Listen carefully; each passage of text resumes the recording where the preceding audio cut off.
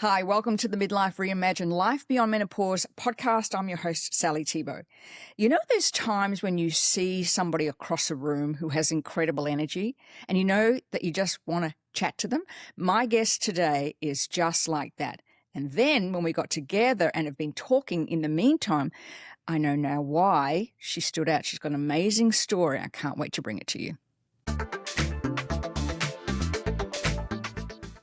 Marie, welcome. Thank you. It's just so wonderful to have you here. I'm actually going to do a quick introduction so our viewers can hear some of the things that you actually are doing, and then we're going to hop in straight and have a chat. So Marie Jorge Rivera of Yaletown Mediation, a family law mediator and one of the first family mediation activists. She has over 30 years' experience in the legal industry and has been involved in over 500 family law matters, bringing with her a wealth of knowledge and practical insight, and is passionate about sharing how alternate dispute resolution save people not just their time and money, but also their priceless emotional and physical health. Since 2013, the Family Law Act came into force in BC, British Columbia for our international viewers, with an emphasis on and better support for out-of-court dispute resolution processes. It encourages early dispute resolution and considers court a last resort. She calls it a holistic way to separate for the benefit of their family and themselves. And with the phenomenal rise of grey divorces, Marie helps these clients restructure their lives later in life and provides a dignified, private exit strategy that protects long-term legacies and provides a mature way to say goodbye. She also has her own experience with a marriage and a challenging relationship. Marie also recently certified as a trauma health coach and has written a book that should be out later this year. We're going to talk a little bit about that. Marie dedicates her book to friends, a couple who are thankfully therapists, who gave her the biggest picture of using her mediation practice with certified coaching, and also to her 3 amazing adult children, the 3 strongest, most resilient humans in her life.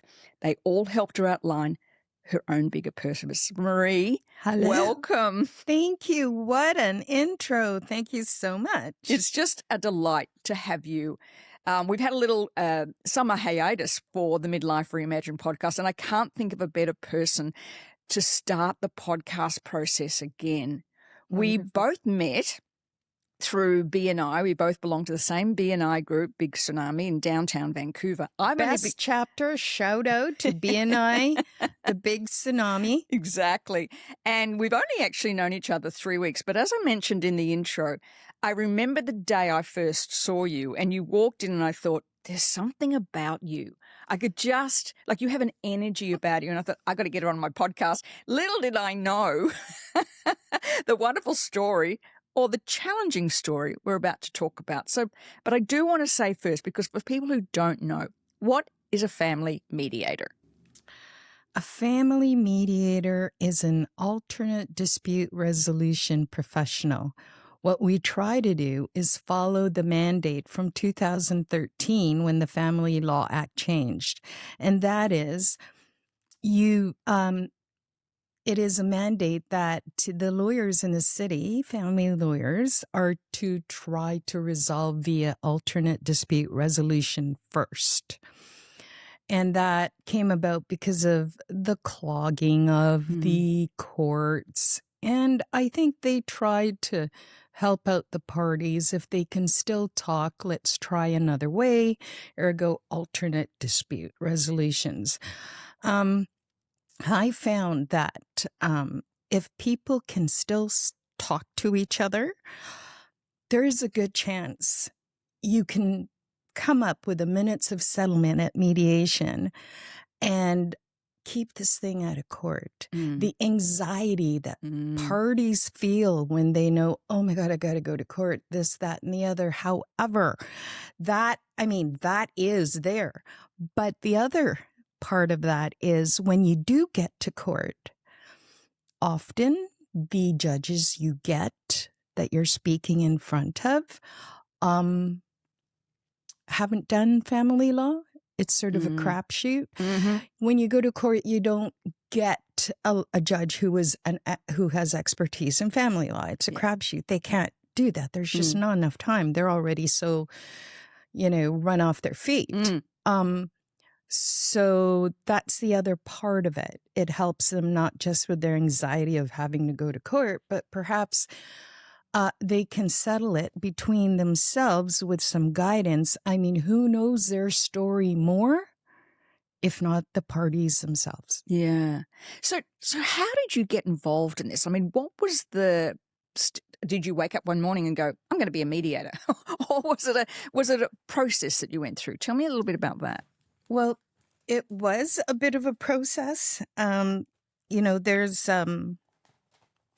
were clients who I would look at the files and, they're not millionaires. They're not the Aquilinis. They're not, often they'll get a second mortgage, some even a third, just so they can afford the retainer. Wow.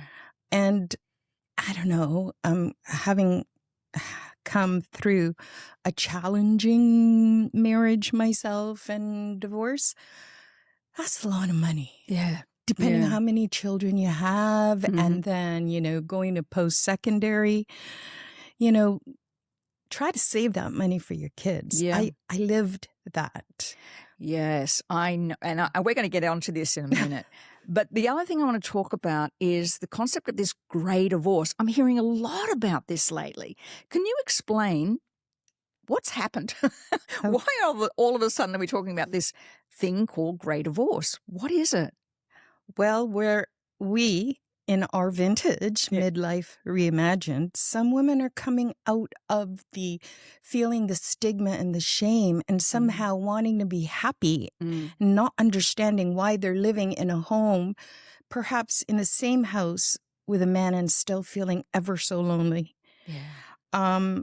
And then there are some who come out of that and they seek legal advice. And our midlives have indeed been reimagined and reconstructed. Parties have spent 30 years or so of building a life. They shouldn't spend 3 years destroying it in court. Oh, yes. So I try to help these clients restructure their lives later in life. It's interesting, isn't it? Because understanding menopause, that the number one, or the age that many women divorce is actually 47, which is often sort of right in the midst of perimenopause. And all of a sudden, that estrogen drop has happened. They're not caring. They don't want to care for people any longer. It's a function of the brain changing as estrogen drops. And they've been caregivers for so long. So when somebody goes, what do you recommend to them? What do you say to a woman who comes and says, you know what? I'm done. You've got a great line that you use all the time. I did. I'm done. I love that because that's what I see happening for many women as they come through this. And of course, we know that midlife is phenomenal. Like, it's just the best time for a woman. I think, once you sort of understand and get a handle on that menopause stuff that's going on, it's like there's an awakening that happens. And I'm really, you talked about going through it yourself. Absolutely. Yeah. And you must bring an enormous amount of wisdom and compassion to this. Tell me a little bit about your story. What happened? Well, I'm very lucky because I do what I do, and I have talked to many hundreds of people in this area, not all in menopause age, but in this area. So having gone through it, and no one is immune to it, I realized that I had a bit of an advantage. Yeah. I have a mouth. And a bit of a brain. Yeah. But I mean, it's still challenging for me having gone through what I did. I still do really stupid things. So then I asked myself, why is that? Why is my story not really unique, different, but the same when I hear other people's story, especially the women our age, our vintage? Yes. they wonder, why is this happening to me? Why is he leaving? Or why am I doing this? Why am I shrinking myself to fit into the bubble wrap of what my partner, husband, whatever wants? Yes. Meanwhile, this woman could be absolutely brilliant, is in corporate. Some actually drop everything.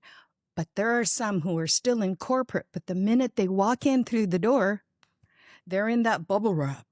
Yeah. And it's an immediate, they shrink themselves to do and be that. Yes. And often it's because they're with a partner who really doesn't approve of, and we can get into that later on, but the women feel it. The women feel it.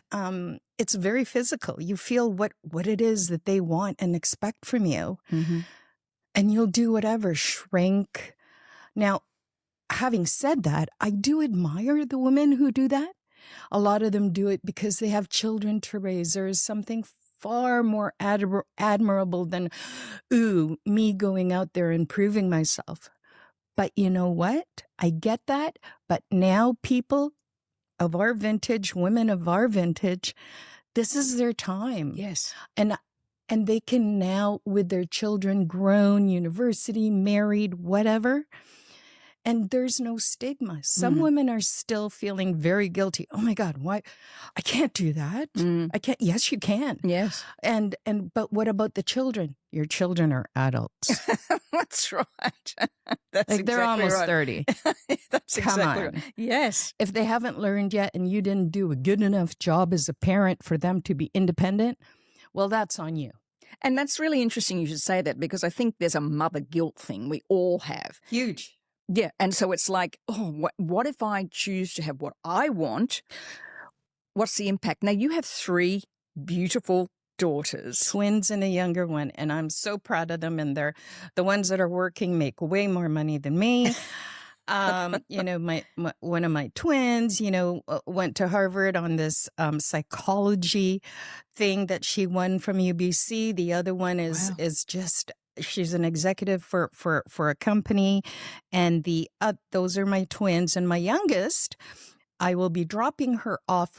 I will be going with her to the University of Calgary in a few weeks here, because she's starting the faculty of veterinary medicine. She'll be a vet. That is her dream. Wow. Proud doesn't begin to describe how I feel. Yeah.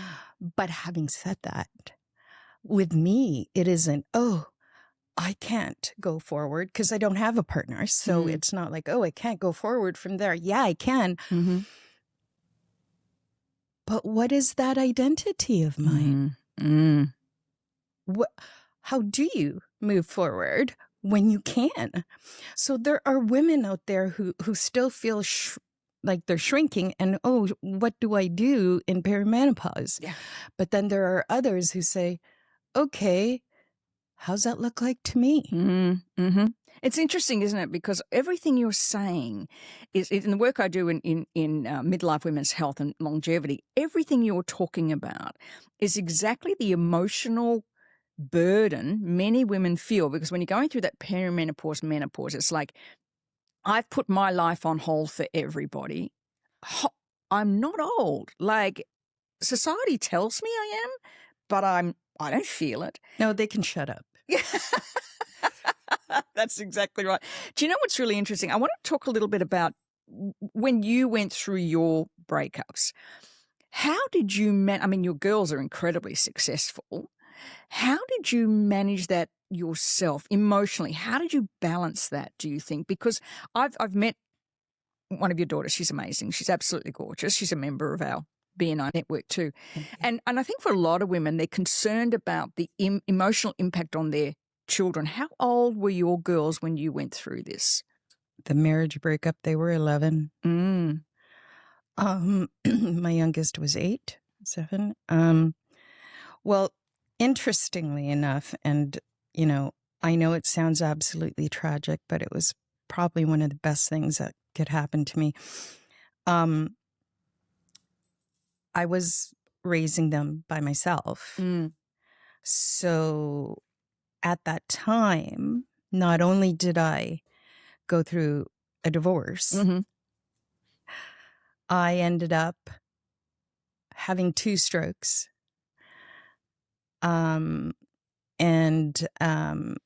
It was the first one happened. I went to RJH hospital and they sent me back the next day. They said, "Oh, you're fine.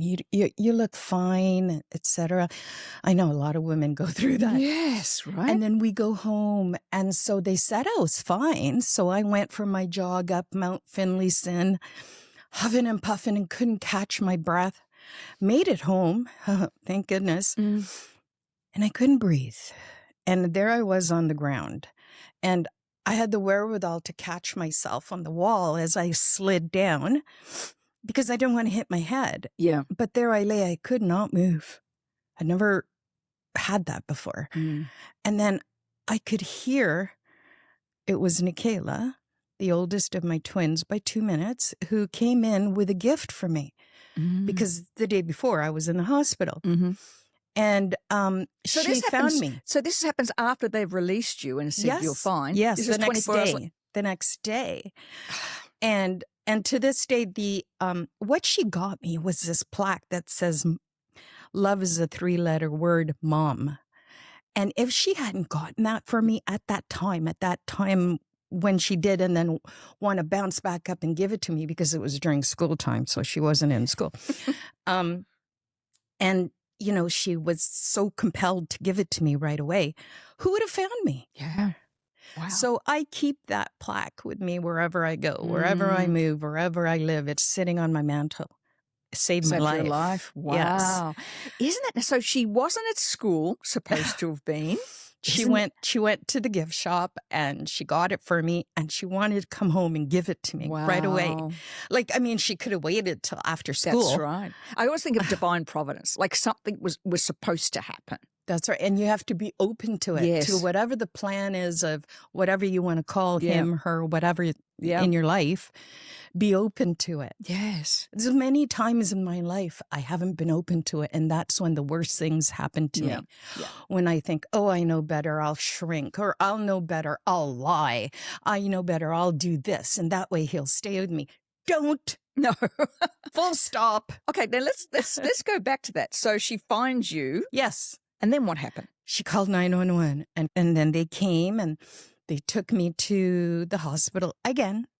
This time they sent me to RJH. I was at Victoria Gen, Royal Jubilee Hospital, where they have all the heart. This is in Victoria. Yes. And for those, again, my Australian friends, this is Vancouver Island we're talking about. Yes, ma'am. Go ahead. And then so I ended up at Royal Jubilee Hospital where they have all the heart patients. They do like 7, 8, 9 at a time. You're on a bed and boom, boom, boom.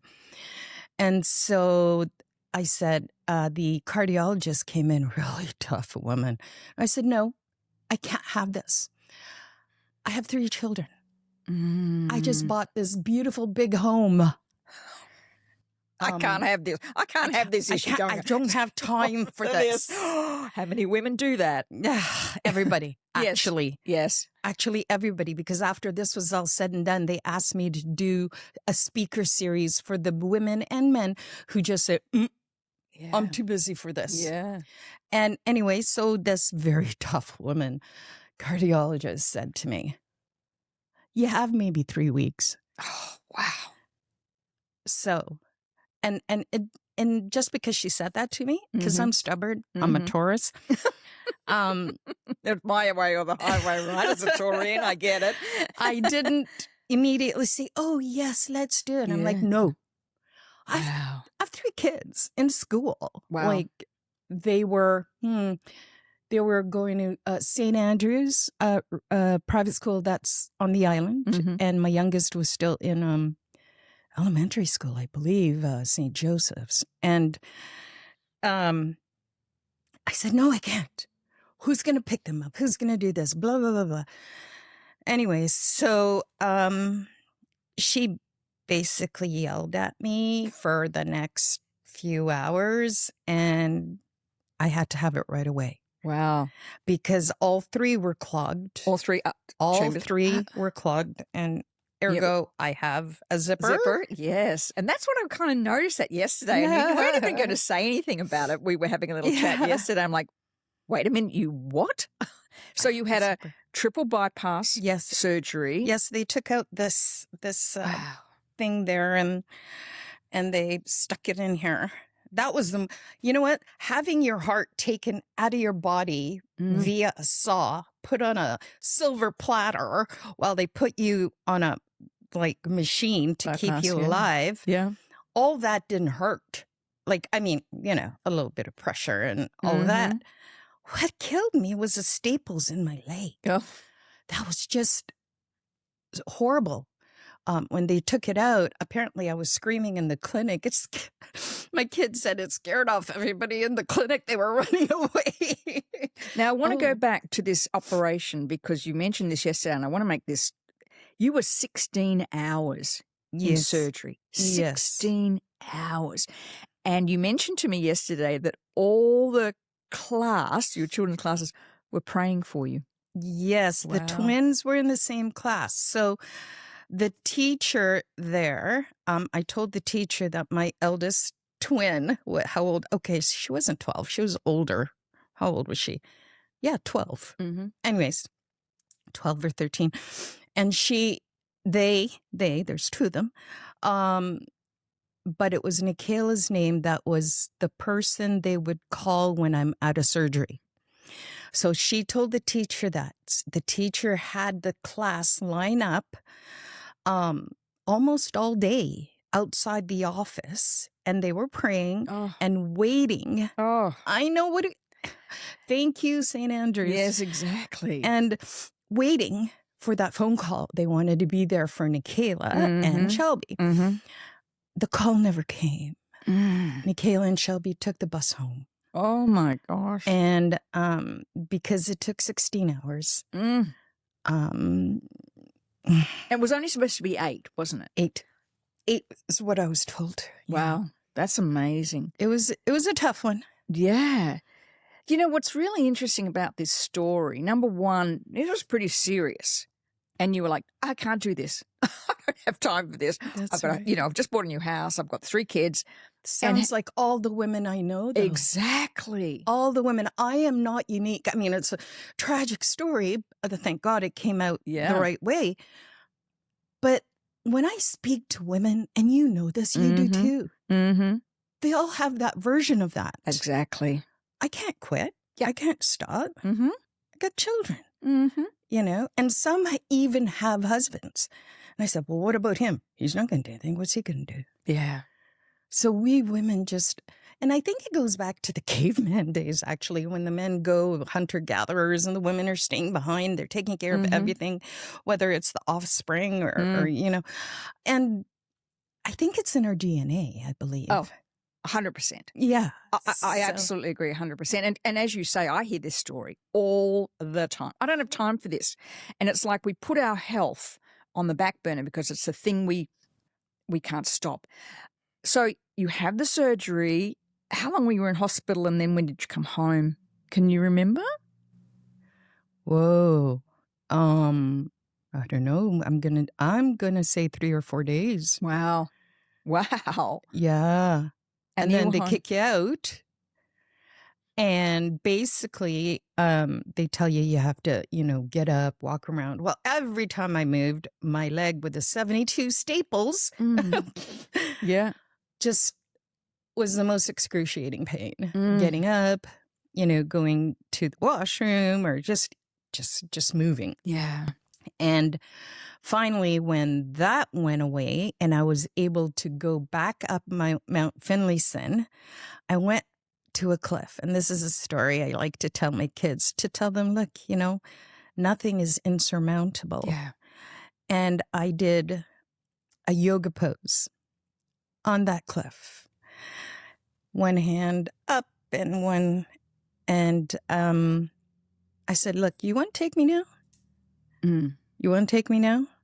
Take me. If I fall, then take me. Didn't fall. Didn't take me. I followed whatever. You ordained for something amazing. And I think what you do through your own experience, because you've lived it, and that's the best experience and knowledge and wisdom we bring to everything we do, especially and can pass on. And compassion, is that when we have our own lived experience, you know, I think when you have those moments that are really questioning moments, I think every woman goes through it.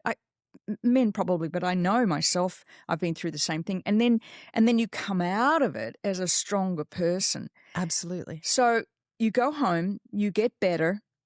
Tell me what you think you discovered about yourself during that time. What was the thing that you think changed your view of you? There was a bigger picture. I didn't know what it was at the time. Yeah. And I kind of still don't. I have an inkling, but I still don't know what that big picture is. It's not quite clear to me yet, but it is every day becoming clearer. And whatever that big picture is, what I've learned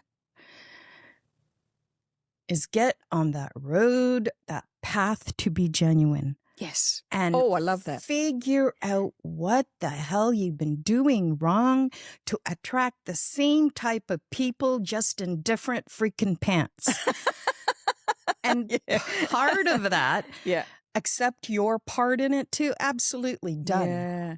I'm not afraid to apologize. However, most of these people in pants can never apologize. It's not in their DNA. I want to talk a little bit more about that because you opened up yesterday to me about this last relationship.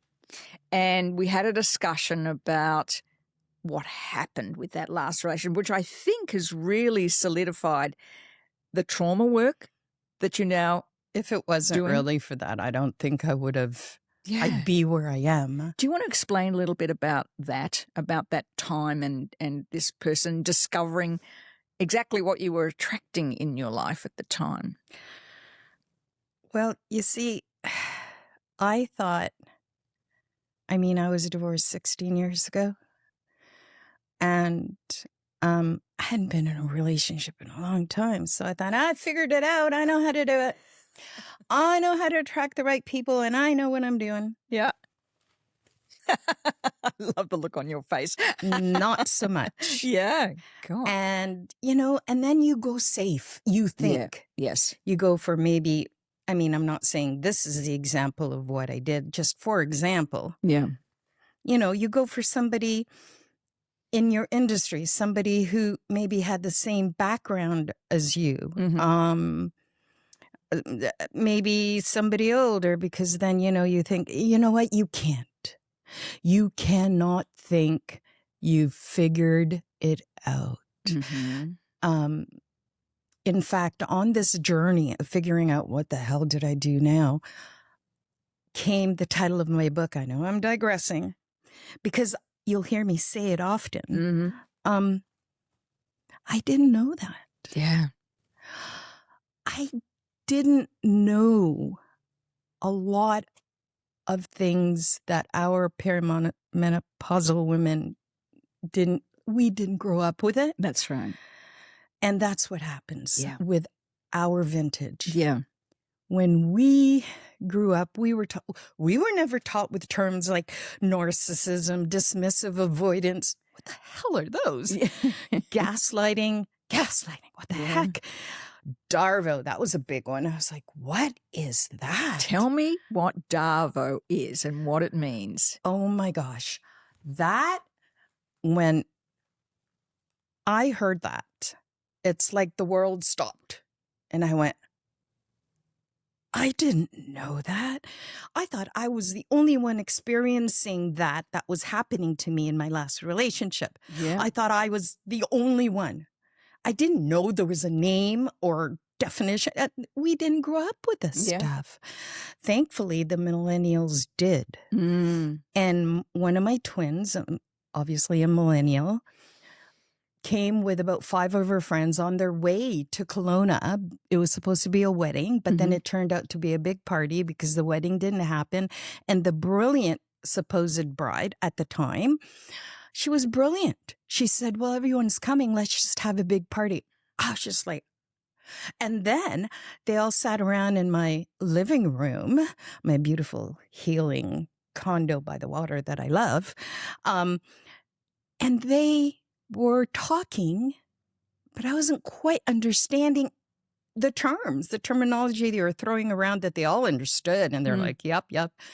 Narcissism, dismissive, avoidance, Darvo. And I stopped them. There were 4 or 5 women and one male who is probably the most emotionally intelligent male I've ever met. And he said, oh, Marie, Darvo means deny, attack, reverse victim, offender. Deny, attack, reverse victim, offender. That's right. Why did that resonate with you? What happened that resonated with you there? Whoa, big question. Well, first of all, it starts when you bring up a boundary or a hurt that your other party has caused you. Mm-hmm. And instead of accountability, they flat out deny it ever happened. And it doesn't matter if you're standing there with the documents and pictures and text. It just doesn't matter. It's just deny. Then they attack your character or your memory to make you doubt your own reality. Like, I am so thankful that my group of friends right now, one is a psychologist and one is a therapist. They told me to write in my journal all the things that are flying in my head as red flags. This is in the second relationship, Trina. Okay. And I was not that smart in the first relationship. Well, we keep repeating. I'm a slow learner. Yeah. And so I did. And because they said, look, you keep telling us these things, but then you just keep going. Keep repeating it. Yeah, and you don't do anything about it. And I said, but I love him and you know. Yeah. And so when it was written down, they were hoping it would resonate with me on a different level. Well, oftentimes it did not. Even that didn't work because I'm stubborn and I'm slow learning. So yes. So then I did lots of things, good and bad, So it's what they do in Darvo. It's a flawless strategy designed to manufacture guilt and evade responsibility. So it's kind of like a explaining narcissistic. It is narcissistic, absolutely. Yeah. And dismissive avoidant. Yeah. So in my understanding of narcissism, because I come across a lot of women struggling to heal after narcissistic relationships. You lived it. Yes, but how can you heal if you don't know what it is you're healing from? Exactly. Right? And that's the thing. I mean, I'm not here to be, the bearer of bad news or give bad feelings about other people. I'm doing this because we didn't know. I didn't know that. And we all want to heal. Mm-hmm. Great. Let's heal. Mm-hmm. How do you heal? What are you healing from? Do you know what you're healing from? If you don't know what you're healing from, how do you heal? It's interesting, isn't it? Because having been a counselor for many years, I've come across women, mostly because that's who I deal with, who finally wake up one day and say, wait a minute, this isn't all my fault. Is that what happened to you? Was it like a moment, or was it the slow kind of, I'm putting the pieces together? How did you recognize that you were in this controlling narcissistic relationship? There were signs that I ignored. And I think it started during the first going away trip, and I found out that somebody had to apologize because there were a couple of sexual advances made on a biking trip. I don't know, Italy or whatever. And then it just, like, there was this thing in my head. Why did you guys need to apologize? Like, and why did these 2 women complain? And why why was that? Like, why would that happen? You know, and then it got worse. And then the next year and the next year, things happened. And you're a confident woman. I mean, you've got a career, you know, you look great. You're a confident woman. It's interesting, isn't it, how this can happen to women who, for all intents and purposes, have their act together.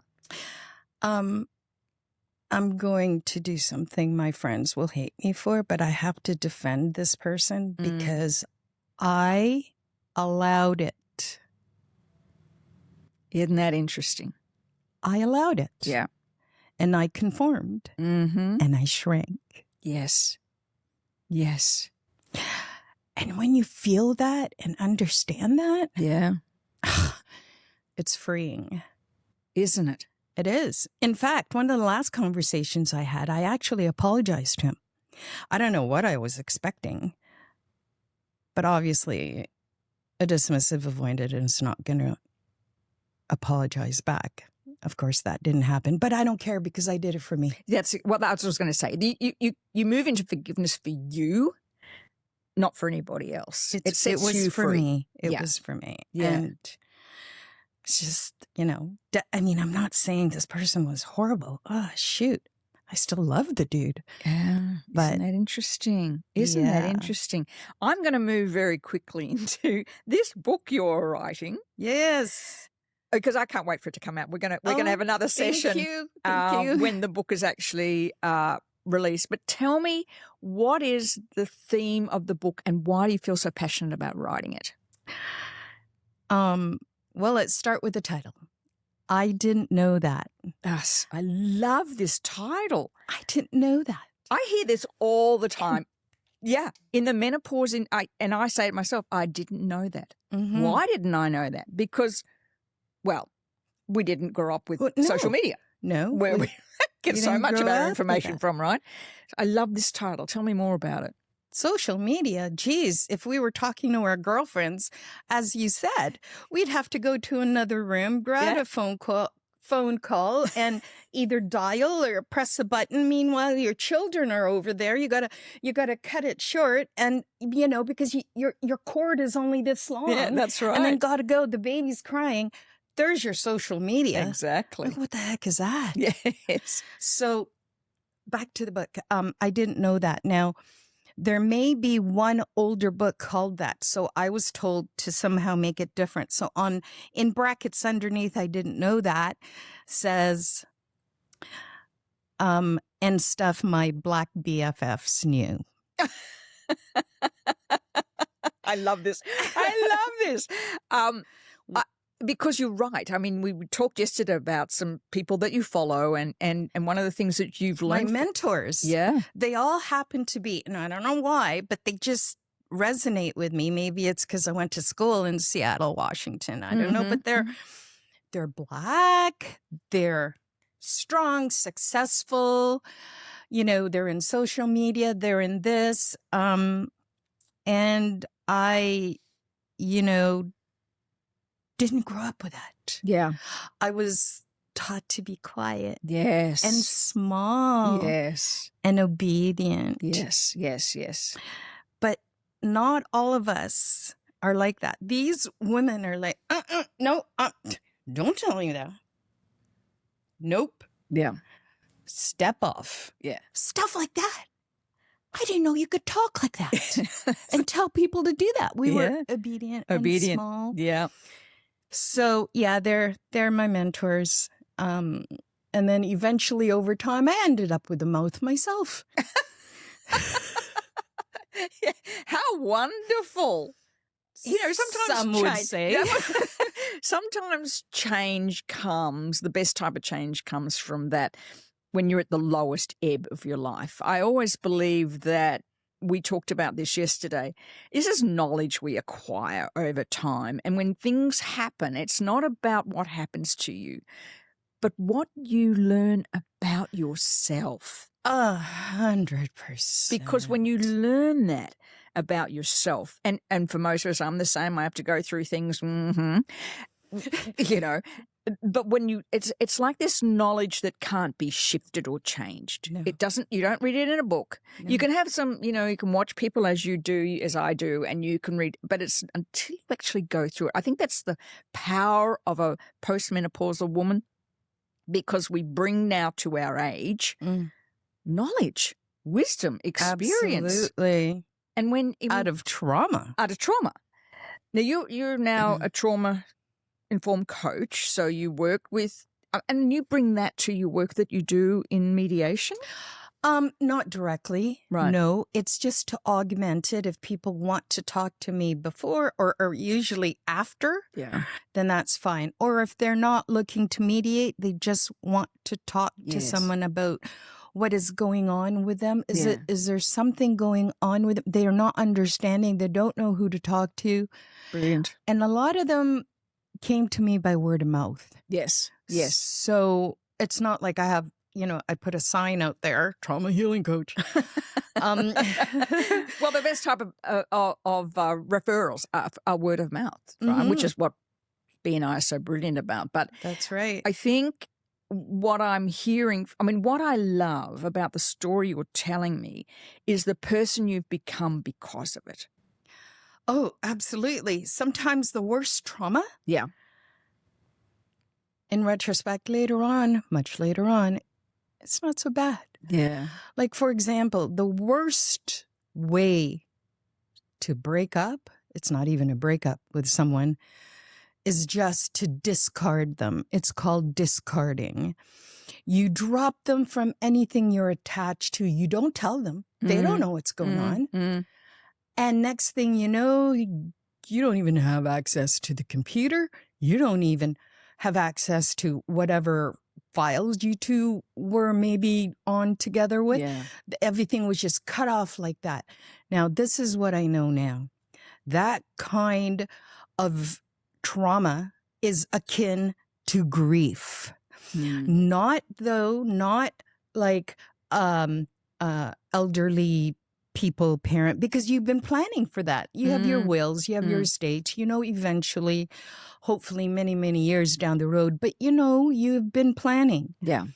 So that kind of discard from a narcissist or dismissive avoidant is akin to losing a child in an accident, or if a child horrifically, commits suicide, and one day the child is there and the next day the child isn't there, and you're like, you're what it is, it's your nervous system. Again, it's physical. It's full of oxytocin. Oh, I'm in love. I love this guy. I got to prep this here. Oh, he'll be back soon. I'm going to do this. Or, oh, my child is here or there. Like, it's that kind of love, though. Yeah. Right? Yeah. And then all of a sudden, gone.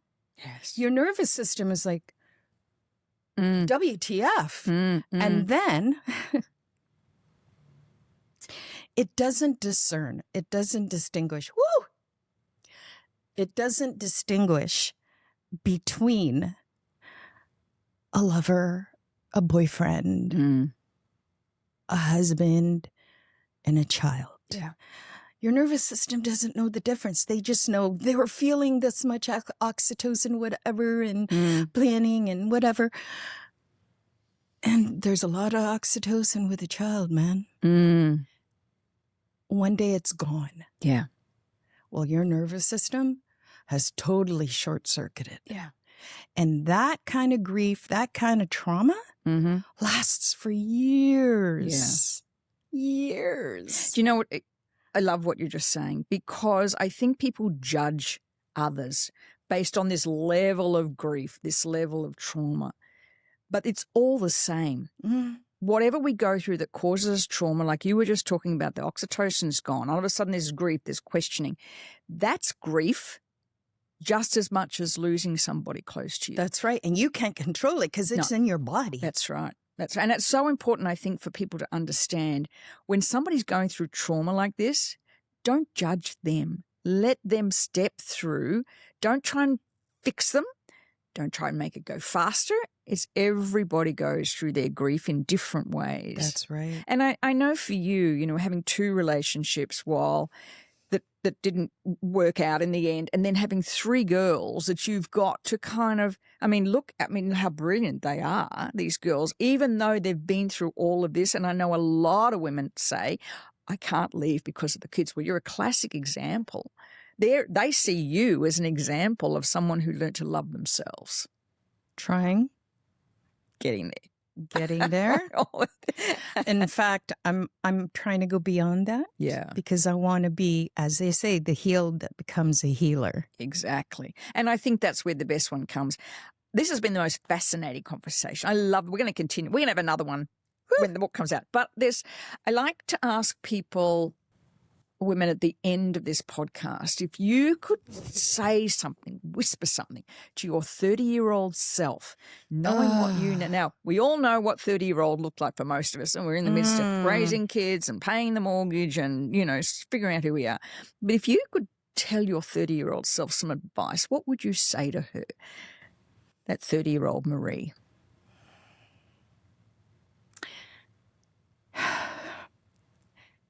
Take a big, deep breath. You are more than enough. Yeah. You are smarter than most. You are physically able to do more than most.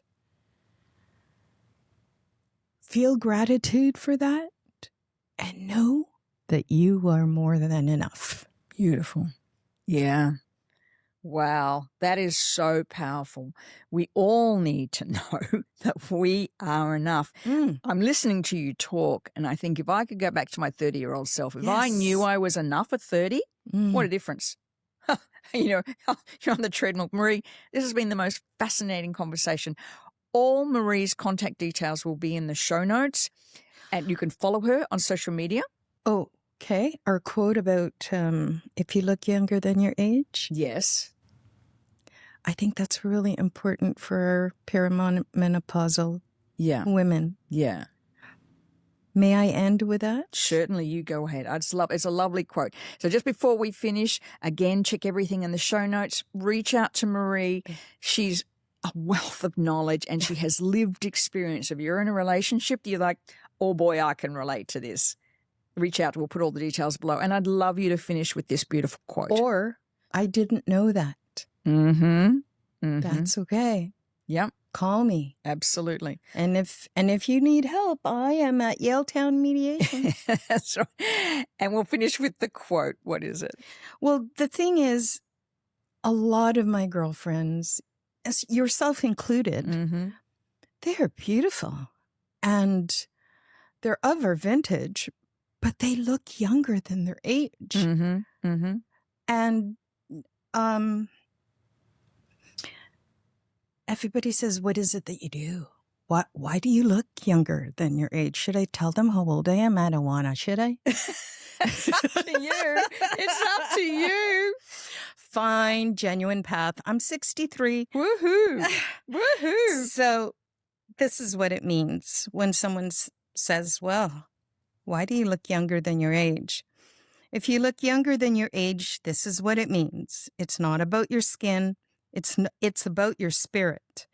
Psychology says people who appear younger often carry something deeper, a resilience of heart and a lightness of being that time cannot take.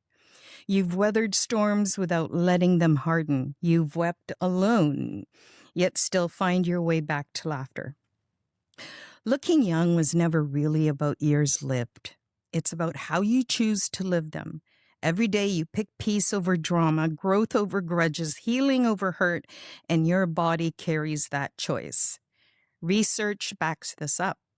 Youthful looks are often tied to lower stress, higher emotional intelligence, and the ability to release what no longer serves you. Protecting your energy, walking away without bitterness, speaking kindly even when it costs you, that inner steadiness softens a face. So if you laugh easily, dream boldly, or simply never let go of joy, know this. You aren't measured in years, but in how you love, forgive, and begin again. So next time someone says you don't look your age, don't just say thank you. Beautiful. What a wonderful way to end this fantastic podcast. Marie, thank you. I This is have just amazing. Thank loved you. hearing your story. Thank you. And, I think everything you talked about is the way that we are evolving as midlife women. We are reimagining midlife. Absolutely. I can't wait to talk to you in a few months about your book, or perhaps the end of the year. Hopefully by the end of the year. Be wonderful. I'm getting the help of a New York Times bestselling novelist. So with his help, maybe by the end of the year. Yay. Congratulations. Thank you. Congratulations. It's been an absolute pleasure. Thank you so much. Thank you. Remember to hit subscribe so you don't miss any of the Midlife Reimagined podcast, Life Beyond Menopause podcasts that are coming in the future. And thank you for being a part of this wonderful story today. Thanks, Marie. Thank you. It was amazing.